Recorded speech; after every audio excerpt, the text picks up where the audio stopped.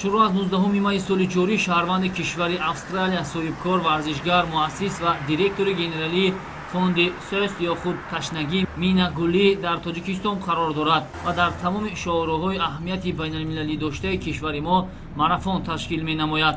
Аз рӯи ҳисоб марафони нуҳуми ин хонуми варзишгар дар роҳҳои ноҳияи Варзо ва пойтахти Тоҷикистон шаҳри Душанбе роҳандозӣ карда шуд. خانم مینا گلی حرکت خود را از آسایشگاه سرابی ناحیه ورزا با آغاز نمود. این شهروند استرالیا با تشکیل چنین ماراتون ها میخواهد توجه جامعه جهانی را با انتخاب طرز حیات سالم و مشکلات آب در منطقه و جهان جلب سازد.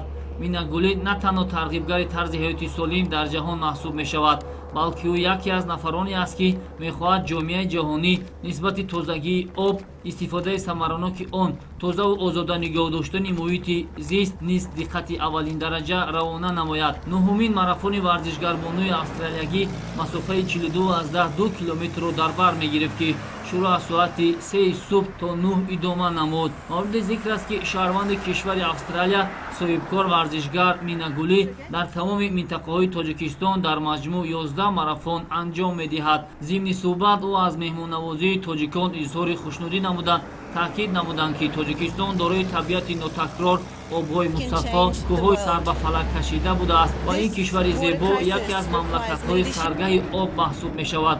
باید گفت که مینا گلی با مقصد اشتراک در کنفرانس دوم بین‌المللی سطح بلند اوید به 10 ساله بین‌المللی عمل آب برای رشد استوار سالهای 2018-2028 و تاجیکستان آمده است. قبل از شرکت در این چهاربینی سطح بین‌المللی سلسله ماراتون ها را در شهر و ناحیه‌های مختلف ولایت‌های سوغد و ختلان و ولایت مختار کوهستانی بدخشان همزمان منطقه رشت نیز انجام داد.